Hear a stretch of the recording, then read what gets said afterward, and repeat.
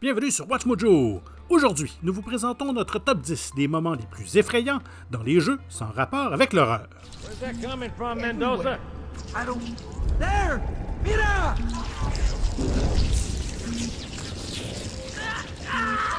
Hold still! Hold still! Let him have it! Ah! Pour cette liste, nous allons passer en revue les moments qui nous ont fait lâcher nos manettes de peur, malgré le fait que nous jouions à des jeux qui n'auraient pas dû être effrayants. S'il y a un moment terrifiant dans un jeu en dehors du genre de l'horreur qui vous a effrayé, horrifiez-nous avec dans les commentaires. Numéro 10, les scènes de l'épouvantail dans Batman Arkham Asylum.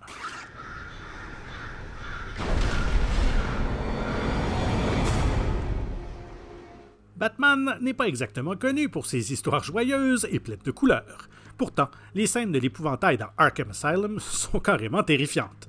Dans la morgue de l'asile, Batman commence à avoir de vives hallucinations dues à la toxine de peur de l'épouvantail. Il voit le cadavre du commissaire Gordon, puis des insectes rampent sur les murs et le sol, et la morgue elle-même semble ensuite s'animer. Et on voit des sacs mortuaires qui contiennent les parents de Bruce Wayne, lui reprochant de ne pas les avoir sauvés. Il y a ensuite un immense paysage abstrait et cauchemardesque où un épouvantail géant vous menace. Pas trop paisible, les cauchemars de Batman. My little bat, you're in my world now!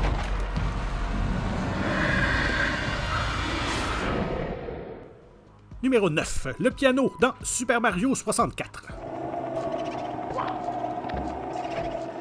La franchise Mario offre généralement des jeux joyeux et insouciants à l'image de son protagoniste moustachu. Cependant, elle a sa part de frayeur. Si le premier épisode en 3D de la série compte plusieurs ennemis inquiétants comme l'anguille géante, mon choix se porte sur un ennemi encore plus effrayant. Le niveau de la maison hantée est rempli de fantômes, mais sa caractéristique la plus infâme et la plus épeurante est un objet apparemment banal, un piano. Si le joueur se déplace rapidement à proximité de l'instrument, le piano s'anime et vous attaque avec ses mâchoires acérées. Moi, j'ai dû faire une pause pour aller changer mon pantalon.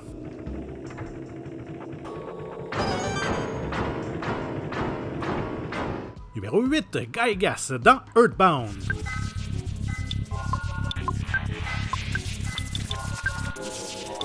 La plupart des ennemis de Earthbound sont aussi bizarres et étranges que le ton général du jeu, sauf son boss final. Gygas est un être extraterrestre et en gros l'incarnation du mal. Sa forme est celle d'un visage changeant qui semble crier en permanence et la musique sinistre qui joue pendant le combat vous donnera la chair de poule. Sa force dépasse tellement l'entendement que la seule chose que vous pouvez faire pour le battre est de prier. Non, vraiment, la prière est la seule chose qui puisse le vaincre. Parce que lorsque le désespoir vous regarde en face, la seule chose que vous pouvez faire est d'espérer.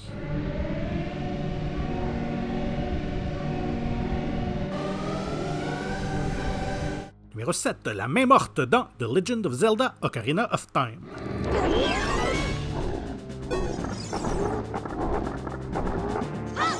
Cette célèbre entrée de la franchise Zelda comporte plus que sa part de moments effrayants, mais il y a un ennemi en particulier qui donne la chair de poule. Dans le donjon sous le puits et dans le temple de l'ombre, Link rencontre une pièce remplie de bras semblables à des bâtons qui sortent du sol. Si vous approchez suffisamment, ils vous attraperont par la tête et la main morte sortira du sol. Ce monstre avec une mâchoire anormalement grande se déplacera lentement vers vous et vous mordra si vous ne vous débattez pas pour échapper à son emprise. Elle n'est peut-être pas très difficile à vaincre, mais la voir donne des cauchemars.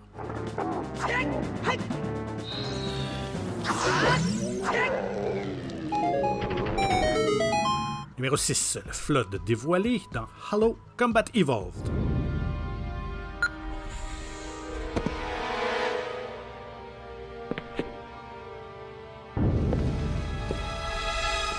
Le premier jeu, Halo, commence comme une aventure spatiale assez simple. Bien sûr, certains des ennemis peuvent être intimidants, mais aucun n'est vraiment effrayant. Puis, Master Chief tombe sur une installation où des troupes humaines enquêtaient ainsi que sur des signes de bataille.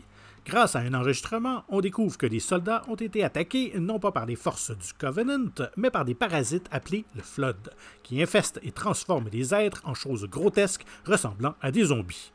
Et en jouant à Halo pour la première fois, on ne peut pas s'attendre à ce que ce jeu de science-fiction militaire soit aussi un jeu d'horreur corporelle.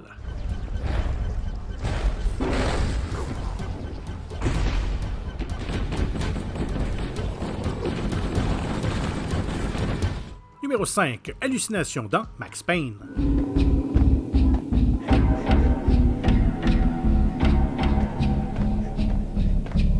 Avec un nom comme Max Payne, ce jeu néo-noir ne s'annonce pas comme un jeu rempli d'arc-en-ciel et de licornes. D'ailleurs, il commence par le meurtre de la famille du personnage principal par des toxicomanes. Mais il y a un moment encore plus effrayant plus tard. Max se voit injecter une substance appelée le Valkyr qui provoque une hallucination. Dans cette expérience, Max retourne dans une version de son ancienne maison qui résonne des cris de sa famille. Le seul moyen de s'échapper est de traverser un espace noir et vide, éclairé uniquement par une traînée de sang. Slice 'em, dice 'em, shoot 'em full of holes, blow 'em to bits, vaporize 'em, disintegrate 'em. No matter what you do, they'll still be back good as new. Numéro 4, Lavender Town dans Pokémon Rouge et Bleu.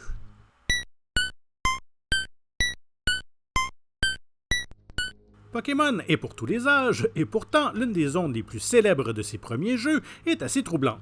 Lavender Town abrite une tour qui est remplie de tombes pour les Pokémon morts, pleine de fantômes ou plutôt de Pokémon de type fantôme, ainsi que de médiums et la méchante équipe Rocket. Bref, le village est l'un des endroits les plus effrayants de toute la franchise. La bande son sinistre ainsi que la quête pour aider à enterrer la mère morte d'un Pokémon n'aide certainement pas. Franchement, Lavender Town est carrément macabre pour un jeu pour enfants.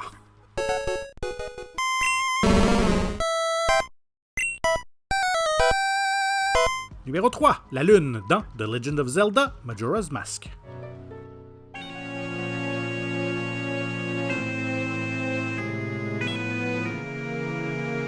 Majora's Mask est sans doute le Zelda le plus sombre, avec des thèmes sinistres et un air de mélancolie et d'effroi qui imprègnent le jeu. La source de la plus grande partie du sentiment de malaise n'est pas difficile à trouver, c'est la Lune. Cet énorme satellite est non seulement prêt à s'écraser sur Termina, le monde dans lequel se déroule le jeu, mais elle a également un visage terrifiant. La Lune est une présence menaçante tout au long du jeu qui suscite l'anxiété dès que vous la voyez. Si vous avez la malchance de laisser le temps s'écouler et d'obtenir un game over, la Lune entrera en collision avec Termina, vous tuant, vous et tous les autres.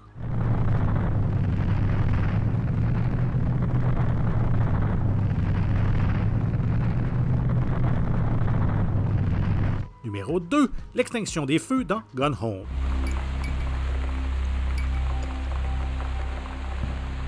Contrairement à de nombreux autres simulateurs de marche, Gone Home n'est pas un jeu d'horreur. Bien qu'il mette en scène le joueur explorant une maison vide quelque peu inquiétante, il n'y a généralement rien pour vous surprendre ou vous effrayer, sauf si vous explorez l'un des passages secrets de la maison. Après avoir appris que votre sœur enquêtait sur un fantôme qui aurait pu se trouver dans la maison, vous découvrez cette zone cachée.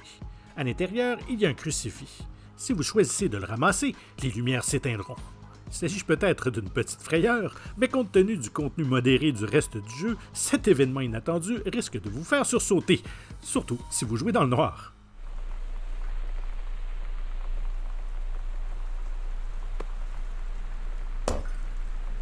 Blablabla, abonnez-vous, blablabla, cliquez sur la cloche, blablabla, être tenu informé des dernières vidéos, blablabla, un petit coup de pouce vers le haut si vous avez apprécié, bref, vous savez ce que vous avez à faire, et nous, on continue.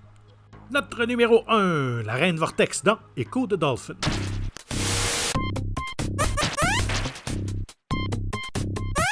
Ce jeu suit le mammifère aquatique du titre alors qu'il doit défendre la Terre contre des extraterrestres hostiles. Oui, vraiment.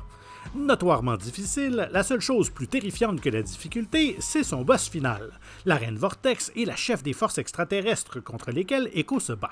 La Reine extraterrestre ressemble à une reine extraterrestre, une tête massive, verte et insectoïde qui ne ressemble à rien d'autre dans le jeu.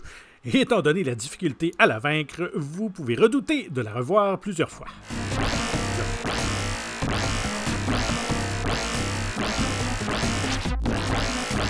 Vous avez apprécié cette vidéo? Dites-le nous dans les commentaires. Abonnez-vous, cliquez sur la cloche, cliquez sur le coup de pouce vers le haut et regardez une autre de nos vidéos. Merci, à bientôt.